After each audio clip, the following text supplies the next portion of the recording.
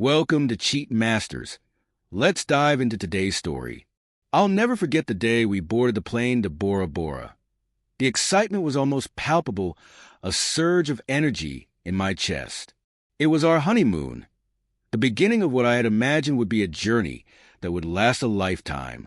My wife, Helen, was glowing, her smile lighting up the entire cabin as we made ourselves comfortable in our seats. Little did I know that trip would completely alter everything. When we arrived at the resort, it was like stepping into a dream. The water was so clear it looked unreal. The bungalows were opulent, and the staff welcomed us with such warmth.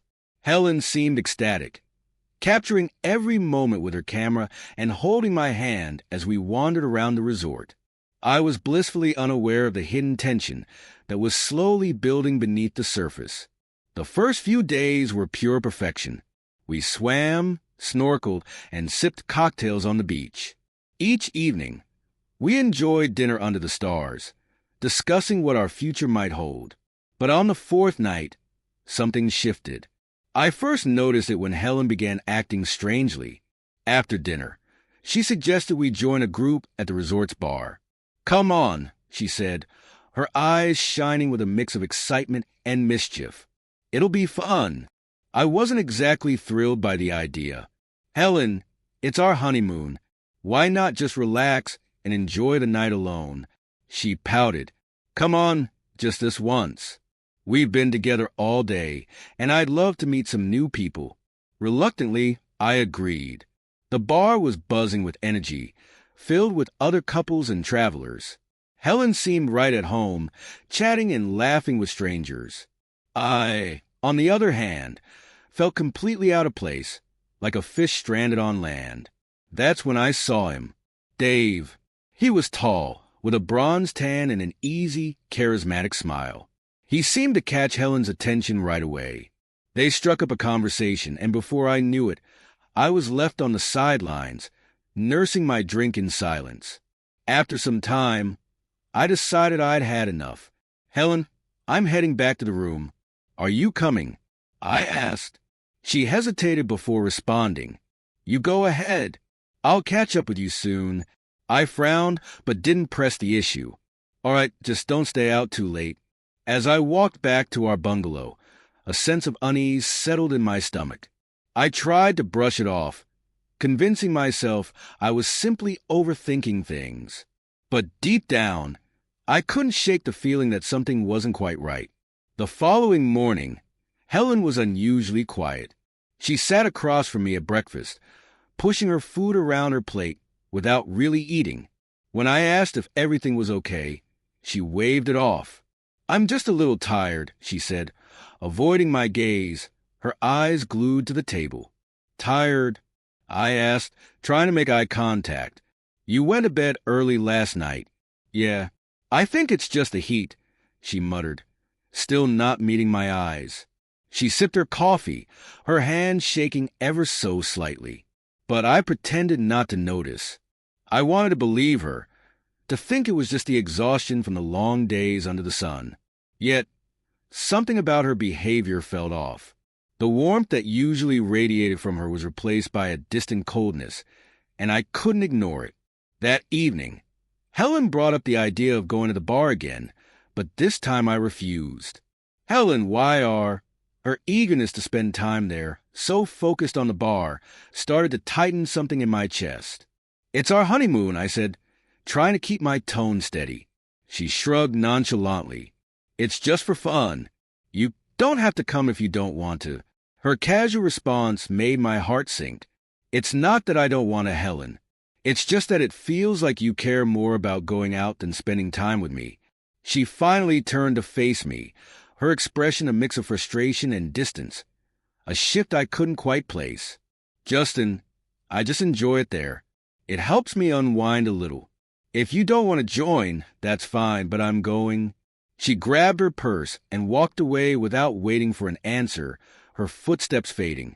A wave of unease, which I had been trying to push away all day, surged inside me. Something was off. Helen, of all people, never preferred being around strangers more than being with me, especially on our honeymoon. I couldn't let it go. I made up my mind to follow her, without her noticing. A few moments later, I slipped out of the bungalow, heading toward the bar. The pathway was dimly lit, and with each step I took, the sounds of music and laughter grew louder, intensifying the knot in my stomach. My heart raced as I approached, the anxiety growing with every step. Once I reached the bar, I stayed in the shadows, scanning the crowd. It didn't take long to find them. Helen and Dave were sitting together at a small corner table, their heads close in a private conversation. Helen's face was bright, her smile radiant in a way I hadn't seen all day, and it hit me hard. It wasn't just the physical closeness between them. It was the way they looked at each other. Dave was leaning in, relaxed, as if they were sharing some inside joke. Helen's eyes sparkled in the low light, and she laughed softly, the kind of laugh I used to cherish. I stood there, frozen, watching them. My heart was thudding in my chest, each beat growing louder in my ears. I braced myself for something more, for some sign that things had changed between them, but it didn't happen. They stayed where they were, talking and laughing. There were no touches, no whispers. Just two people enjoying each other's company. Still, it stung. Helen seemed so happy, so at ease with him, and that hurt more than I expected. Eventually, they both stood, and Helen made her way back to the bungalow by herself. I stayed behind for a moment, trying to collect myself, trying to process everything I had just seen. I needed to act normal, to make sure she wouldn't suspect I'd been following her. After about 15 minutes, I headed back to the bungalow. When I entered, Helen was already in bed, her attention absorbed by her phone. She glanced up at me as I walked in. "Where were you?" she asked, her voice casual. "I went to the restaurant to grab a quick bite," I answered, keeping my tone light and steady. She nodded without questioning further that I didn't press the issue any further, though my mind was swirling with questions and doubts. The next morning, I could no longer keep it to myself. After breakfast, I couldn't hold back any longer. "Helen, what's going on? Why have you been spending so much time with Dave?" She froze, her face draining of color. "Justin, it's nothing," she quickly replied, almost too quickly. "He's just a friend." I couldn't hold back the frustration. "A friend? You've been hanging out with him more than you've been with me." Her gaze shifted away, and she crossed her arms defensively. "You're overthinking things," she said, her tone sharp. "I love you, Justin. I married you." But her words felt empty, hollow even, and I couldn't shake the sense that she was hiding something. I wanted to trust her, but doubt had already begun to fester inside me. That night, sleep didn't come easy. Helen lay beside me, her back turned, and I felt more like a stranger than a husband. The unease gnawed at me. The tipping point came 2 nights later. Helen had gone to the bar again, and I decided to follow her. This time I saw them, Helen and Dave, slipping away, heading toward the beach. I kept my distance, my heart hammering in my chest. They walked along the shore, the moon casting a silvery glow across the water, creating shadows that danced across their faces. I stayed hidden, watching them closely. They were completely at ease with one another, laughing and talking as if they were longtime friends. But what unsettled me was the closeness between them, how their arms brushed as they walked together, as if they were more than just two people passing the time. They seemed like a couple. Then, out of nowhere, they stopped. Dave turned to her, his hand gently reaching up to touch her face. And to my shock, Helen didn't pull away. They stood there for a moment, their eyes locked in a way I couldn't fully comprehend. Something was in those eyes, something I wasn't ready to face. And then they kissed. It wasn't a quick, friendly kiss. It was long, passionate. A kiss that should belong between a husband and wife. I stood frozen, my stomach dropping. I couldn't believe what I was seeing. My wife, my new wife, was kissing another man. The world seemed to tilt beneath me, and my mind raced in a whirlwind of disbelief and anger. After the kiss, they slowly pulled apart and began walking back toward the path that led off the beach. I couldn't move. I couldn't think. But I knew I had to keep following them. I had to know where this was going. They continued until they reached Dave's bungalow. I quickly pulled out my phone, my hands trembling, and started recording. I filmed them as they hugged, his arms wrapping around her. Then, they kissed once more before disappearing into the bungalow together that I couldn't believe my eyes. The woman I had married only days ago, the woman I thought I knew, was betraying me, and it was happening right in front of me, on our honeymoon of all places. I stood there for a few more seconds, my mind in turmoil, before I finally turned and walked back to the bungalow. Each step felt heavier than the last. I didn't know what I was feeling anymore, anger, betrayal, disbelief, but in the end, it didn't matter. Once inside, I sat down at the desk and stared at the phone screen, trying to clear my mind and figure out what I was supposed to do next. Confronting her seemed pointless now. She had already shown me who she truly was. I booked a flight for myself to leave the next morning. It wasn't easy, but I knew I couldn't stay there, not after everything I had witnessed. Then, without hesitation, I canceled Helen's return ticket. She wouldn't be going home with me, not anymore. Finally, I logged into our joint account. It had always been shared, but now it was mine. I transferred every penny into my personal account, making sure she couldn't access any of it. Leaning back in the chair, I stared up at the ceiling. There was nothing left to say, nothing left to do. My marriage had ended before it even really began. The woman I thought I knew had destroyed everything.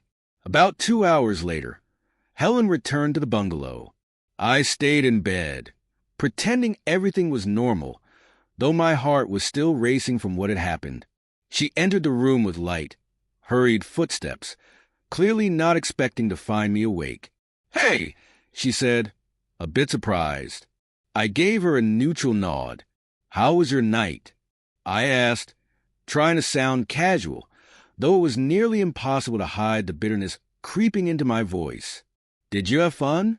"Yeah," she replied quickly, perhaps too quickly. "It was fine. I met a few couples from Canada. We just talked and hung out for a bit."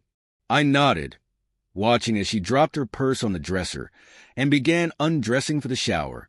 She didn't make eye contact, and I knew she was avoiding any real conversation. "I'm tired," she said, turning toward the bathroom. "I'm going to take a shower and then go to bed." I stayed where I was, still pretending to be unfazed, even though every part of me wanted to explode. She was acting like nothing had happened, and I wasn't sure if that made me angrier or just more defeated. She didn't even look back as she disappeared into the bathroom. All I could do was lie there in the silence, waiting for the inevitable confrontation, or maybe for the inevitable end. The next morning, she went to the pool as if nothing had changed. I stayed behind in the bungalow, quietly packing my things. I didn't say a word to her. Once I was finished, I handed in the key at reception and left the hotel. I took a taxi to the airport, my heart heavy but resolute. The flight back was quiet, a strange sense of calm settling over me. When I got home, it was late, and I had barely had a chance to sit down before my phone started ringing nonstop. Missed calls, texts, all from Helen. I ignored the first few, but when she called again, I reluctantly picked up. "Where are you?" Her voice was frantic, as though she had just realized something was terribly wrong. "Home," I said flatly. There was a long pause on the other end before she spoke again. "What do you mean, home? Why did you leave?" I didn't answer right away. My mind was racing, and the anger that had been building up finally erupted. "You really don't know why, Helen? You've made your choice," I snapped. "What are you talking about?" she asked, her voice trembling. "You're just going to leave me like this?" After everything, I scoffed at my voice rose, barely holding back my fury. "You've been with another man, Helen. On our honeymoon, I saw everything." There was a sharp intake of breath on the other end of the line. She didn't say anything. "I've been lied to," I continued, my tone cold and unforgiving. "I'm done. There's nothing else to discuss." Oh, and by the way, I canceled your return flight. You're on your own now. I didn't wait for her response. I ended the call abruptly, no longer caring about her reaction. My chest felt tight, and while part of me felt relief for finally confronting her, it still didn't feel real. The life I thought I had, the woman I thought I knew, everything was gone. Later that day, I got a message from Helen. She said she'd be home the next day and wanted to talk. I didn't even bother replying. The idea of her returning to my house after everything she'd done made my blood boil. I had no intention of letting her back in, so I took action. I grabbed my tools and changed the locks, making sure she couldn't get inside. Then I packed up her things, the clothes, toiletries, everything, and moved it all to the front yard. I didn't care how it looked. She had destroyed everything, and this was my way of putting an end to it for good. The next day, she arrived at the house. I watched her pull up from the window, her face going pale, as she saw her belongings scattered outside. She stood there for a moment, frozen in shock, before walking to the door to try and unlock it. When she realized the locks had been changed, panic set in. She knocked on the door, shouting for me to let her in. After a few moments, I walked over and opened the door slowly. She stood there, her eyes wide with disbelief. "Let me in, Justin," she demanded, her voice trembling. "No," I replied coldly. "I don't want you in my life anymore. Take your things from my yard, or I'll throw them all away. They're taking up space." Her face twisted with frustration. "You can't just do this. You can't throw me out like this. We need to talk." I shook my head. There's nothing left to say. It's over. She opened her mouth to argue, but I didn't want to hear it. Without another word, I slammed the door in her face, the finality of it settling heavily between us. I didn't waste any more time. I filed for divorce and set the process in motion. I wasn't going to let her walk away without facing consequences. But I wasn't finished yet. I sent a video of her kissing Dave and walking into his bungalow to her parents and close friends. They deserved to know the truth. They deserved to see what kind of person she really was. No more lies, no more pretending. The calls and messages started flooding in, but I ignored them all. There was no going back now. It was over. I had nothing more to say. The woman I thought I knew, the life we had built together, it was all gone. And now, for the first time, I could finally begin to move on, ready to face whatever the future had in store.